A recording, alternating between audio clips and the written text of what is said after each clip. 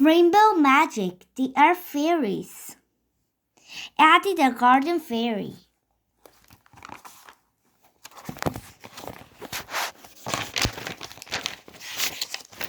Protect rain. It's another beautiful day, Kirsty. Rachel Worker explained happily as she and her best friend Kirsty Tate hurried along the winding country lane.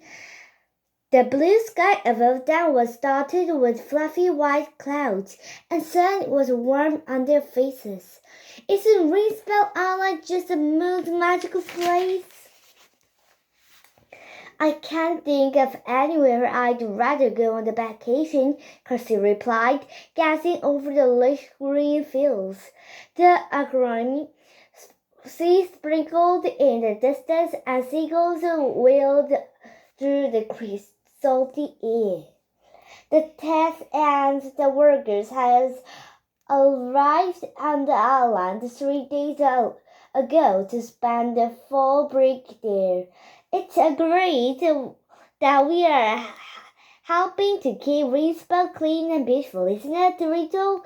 Kirsty added. Do you have the flyer that came yesterday? Rachel pulled out the flyer out of her pocket.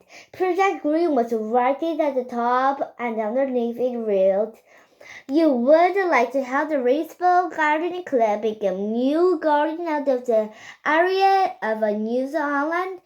And then please join us at our stage in the Butterfly Lane tomorrow.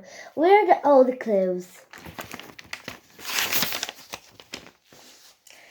I am glad we decided to volunteer, Kirsty said as they studied the flyer. We might have our friends and our fairies to help us with the environment, but we humans have to do our part too. Rachel nodded. Rainspell Island was a very special place because it was where she and Kirsty had first become a good friend with fairies. Since then, the fair girls have shared many magical, amazing adventures while helping the fairies out with colds like Jack Frost and his goblins. But now it was Rachel and Kirsty's turn to ask fairies for help.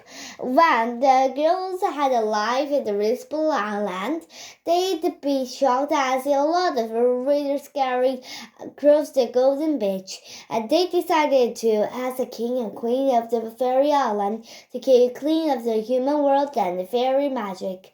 King Auburn and Queen Tiano has decided that the 7 fairies currently in training would become the first fairies. This fairy would help Rachel and Kirsty make the world a greener place. If the place fairies are successful, they would become the full-fledged permanent fairies. But just as the fairy island when the ceremony was about to begin, the goblins stole the wands that were supposed to be given to the earth fairies. The Jack Frost icy spell had immediately sent the goblins and wands spinning into the human world to hide. Jack Frost absolutely refuses to help the world become greener, but Rachel and Kirsty was equally determined to have sure all the 7 of our fairies got their wands back from the goblins. Then they would work together to make the world become a cleaner, greener place. We made a good start, Rachel said cheerfully. We already turned down Knuckle the Wheat Fairy wand, the Isabella the Air Fairies too. But it was a little scary to think there was 5 more goblins running around with fairy wands. Kirsty frowned. I hope we can find them soon, so that our fairies come back to work cleaning up our world. Remember what the Queen Turtona said through Rachel reminded her. Fairy magic is a powerful enough to fix all the problems in the environment of it on its own. Humans have to help too. I know, Kirsty nodded. We must be very close to the Project Green area now, Rachel, she said Looking around, the girls kept walking. The end of the butterfly lane, they came to the large empty lot. Rachel and Kirsty could see the several people at work. Some were collecting trash that has been dumped and carting away in wheelbarrows. The girls could see old sofas, rusty bicycles, the old broken toys among the junk. Some volunteers were pulling up the weeds and digging through the soil. Meanwhile, the other was unloading tools and plants from the backs of trucks. There's a lot to do, Rachel whispered to Kirsty. This doesn't look like a garden at all yet. As the girls drew closer, they saw a woman in overseas carrying the old, long silver banner that had Project Green painted on in tall, elder green letters. The woman began trying to hang the banner over the wooden arch of the entrance of the lot, but it was so long that she got tangled up in it. Rachel and Kirsty rushed to help. Oh, thank you, the woman says, personally, as the girls help her. Soon they had draped the banner over their lodge. Have you come to volunteer? The girls nodded angrily. I'm Rachel, and this is my friend Kirsty. Rachel explained. Fantastic, the woman smiled at them. My name is Janet, and I've had volunteer. It is really important we get the garden set up as soon as possible because Janet glanced accidentally at her watch. In a very short time. And the builders and their villagers are arriving to this space into the parking lot. That's terrible, Kirsty gasped. We had been learning at school how important green spaces are. Rachel added, yes, we need parks for people to enjoy. Not more parking lots, Janet said firmly. The only person with the power to stop the villagers is the magic of the Raceball Island himself. We explained to the mayor that we want to show him how the space would work as well as a garden, and promised to come by an hour to see for himself. Only an hour, Rachel explained. That doesn't give us much time. How can we help? asked Kirsty. See the fields around the vanilla lot? Johnny pointed to the fields that bordered an island onto two sides. You can dig holes and plant the saplings around the edges of the garden.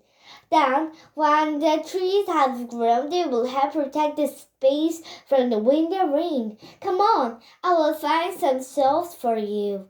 Rachel and Kirsty followed Johnny across the lot. More volunteers were arriving all the time, and there was fast activity as anyone got to work. Start over there at the corner of the field and make sure you space the holes effortlessly. Janet told the girls as handed each of them shovel. Here was the saplings and the oak mountain latch. If you have any problems, come and find me. With a quick smile, Janet dashed off to welcome a group of volunteers. Rachel and Kirsty each collected on the other more tiny saplings and then headed toward the end of the vanilla lot. Suddenly, the saplings in Rachel's arm began to tear strangely and tickle her nose.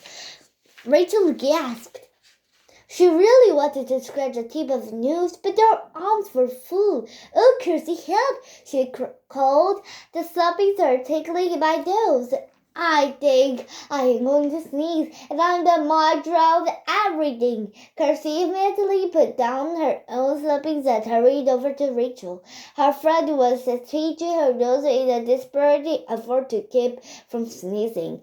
Quickly, Kirsty took his slappings with Rachel's arms. She looked closely at the tiny trees, and then gave a cry of delight. Oh, that's better! Rachel sighed with relief, rubbing her nose violently. But why were the slappings shaking like that, Kirsty? Kirsty laughed. Try a guess. Is there a spider bee hiding in there? Asked Rachel. No, but we have seen the creatures before, and they were charming wings. Kirsty replied. The eyes twinkling. A butterfly, Rachel gasped. We are a butterfly lane, after all. Kirsty shook her head. She saw the slappings on the ground and motioned for Rachel and looked more closely. Once again, the slappings covered and tumbled, and the gussery fairy fluttered out of the branches.